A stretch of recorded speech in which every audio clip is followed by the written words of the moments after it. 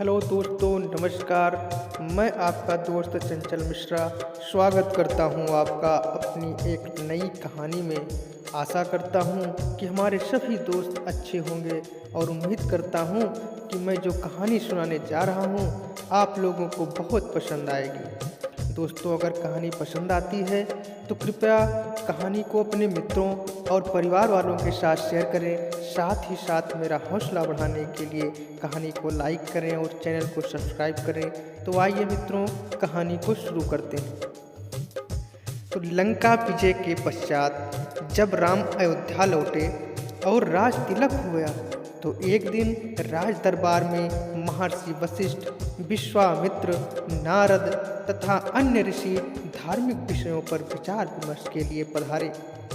जब उसी प्रकार के विषयों पर चर्चा चल रही थी तो देवर्षि नारद ने एक प्रश्न उठाया कि नाम और नामी में कौन श्रेष्ठ है।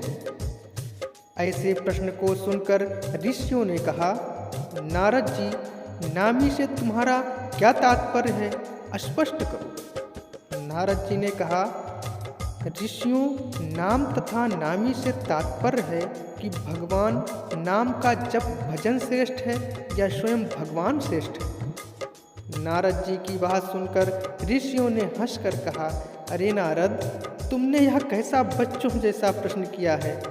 निश्चय ही भगवान श्रेष्ठ हैं, क्योंकि उन्हीं के नाम का तो जप किया जाता है। नारद ने कहा, नहीं, आपकी ये धारणा ठीक नहीं है।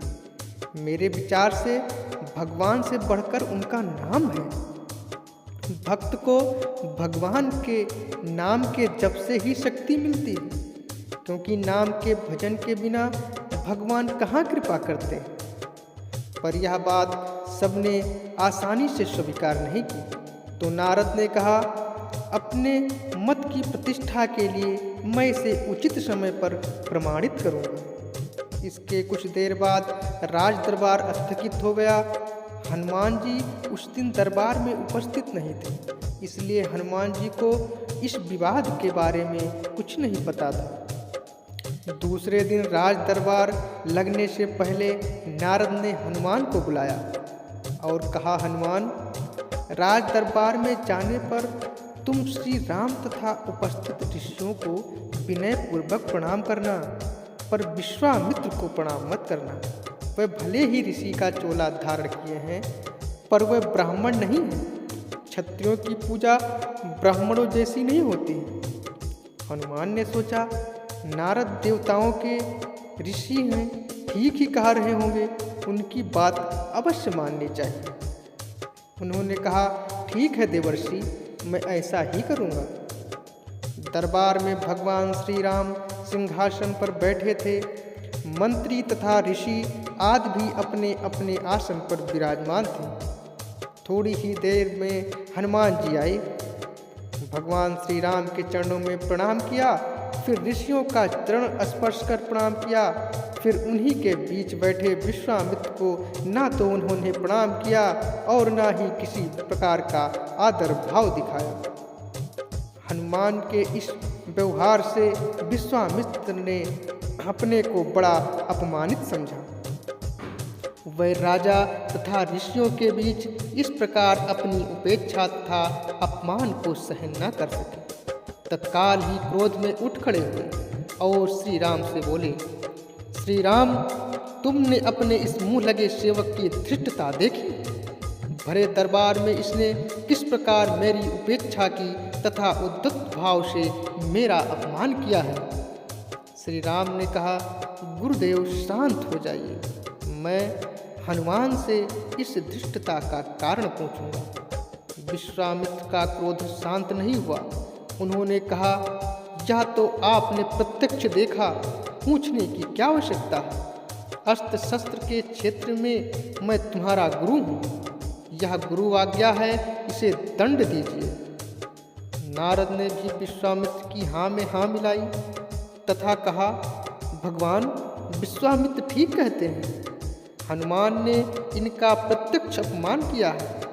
आपके उद्दंड सेवक को दंड मिलना चाहिए। नारद जी की बात सुनकर हनुमान जी असमंजस में पड़ गए। भरे दरबार में अपनी स्थिति देखकर कुछ बोल तो ना सके, पर सोचने लगे कि जिस नारद के कहने से मैंने ऐसा किया, वही नारद अब मेरा बचाव न करके मुझे दंड देने की बात में सहमति जता रहे। नारद का यह चरित्र समझ में नहीं आता। इधर ही कि उधर लगाना और दो लोगों के बीच में भ्रम पैदा करके उन्हें लड़ने में इन्हें कौन सा आनंद आता है।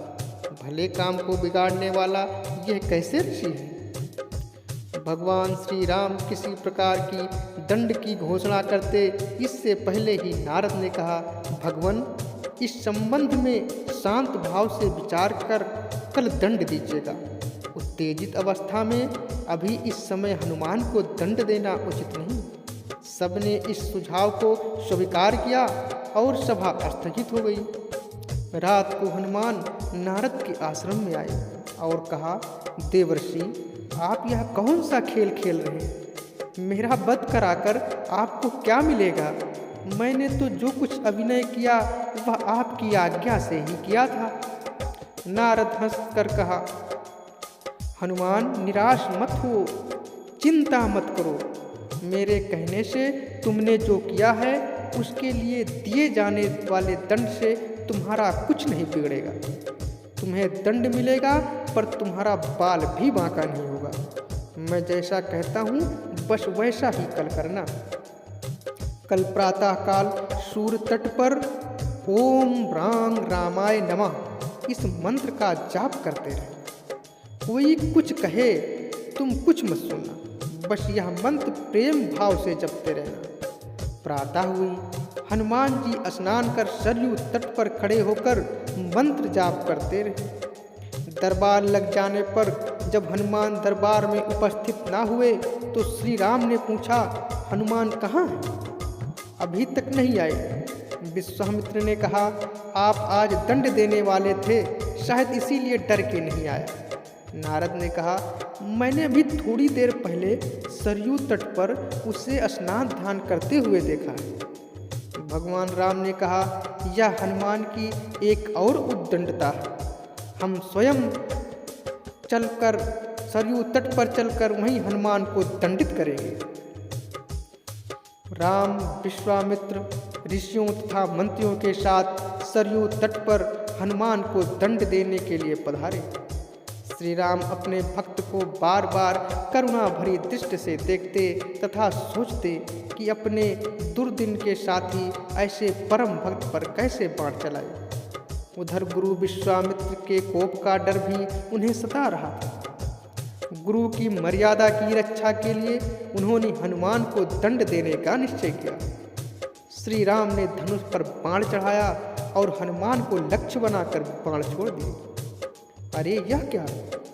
बाण तो हनुमान जी के शरीर से कुछ दूरी पहले ही रुक गया। राम बाण पर बाण मारते जा रहे थे पर एक भी बाण हनुमान के शरीर को नहीं छू पा रहा। उधर हनुमान जी राम के बाणों के प्रहार से निश्चित नारद के बताए मंत्र का जप करते रहे। वह मंत्र जैसे हनुमान का कवच बन गया। यह देखकर श्री राम को बड़ा आश्चर्य हुआ।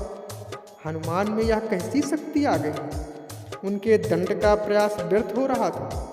विश्वामित्र को लग रहा था कि राम अपने भक्त को बचाने के लिए जानबूझकर इस तरह बाण चला रहे कि उनको चोट न पहुंचे।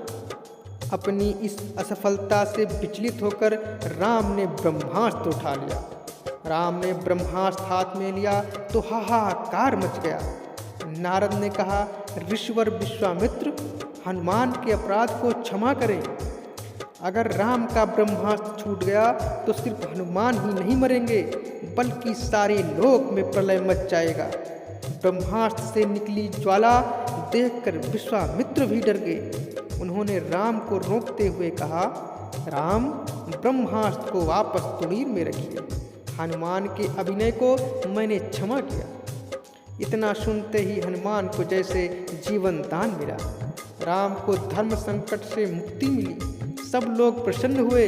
हनुमान ने आकर विश्वामित्र से कहा, क्षमा मांगी और नारद जी की ओर देखा। नारद ने हंसकर कहा, प्रभु, इसका कारण मैं हूँ। मैंने कहा था ना, भगवान से बढ़कर भगवान का नाम जपना श्रेष्ठ है, उसे प्रत्यक्ष सिद्ध कर दिया। हनुमान ने इष्ट देव भगवान राम के नाम के बीज मंत्र से भगवान की शक्ति क्षीण कर दी। जिस प्रभु के नाम का जप होता है वह प्रभु अपने नाम जप की शक्ति के आगे शक्तिहीन हो जाते हैं। इसीलिए कहता हूँ कि नामी से नाम बड़ा है। यह कहकर नारद देवलोक को चले गए। जय श्री राम।